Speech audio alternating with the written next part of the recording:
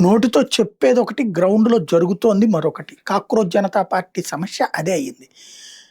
BJP పాలిత రాష్ట్రాలు తప్ప బీజేపీయేతర పాలిత రాష్ట్రాల జోలికి పోవట్లేదు. అక్కడ స్కూల్స్ జోలికి పోవట్లేదు. ఈవెన్ రాజస్థాన్‌లో మొన్నటిదాకా కాంగ్రెస్ గవర్నమెంట్ ఉన్నా సరే, అది బీజేపీనే తిట్టిపోస్తున్నారు. ఢిల్లీలో మొన్నటిదాకా ఆమ్ ఆద్మీ పార్టీ ప్రభుత్వం ఉన్నా సరే, బీజేపీనే తిట్టిపోస్తున్నారు. తద్వారా వాళ్ళ ఐడియా ఏంటో అర్థమైపోతుంది.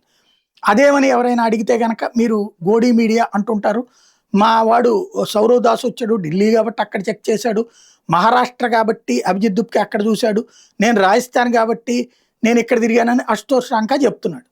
దాంతో ఒక రిపోర్టరు చక్కగా సూటిగా ప్రశ్నించాడు. కరెక్టేనండి, మీది ఒక అరడజన మంది ఉన్నారు కదా, మీ ముగ్గురు పేర్లు ఎందుకు చెప్తున్నారు?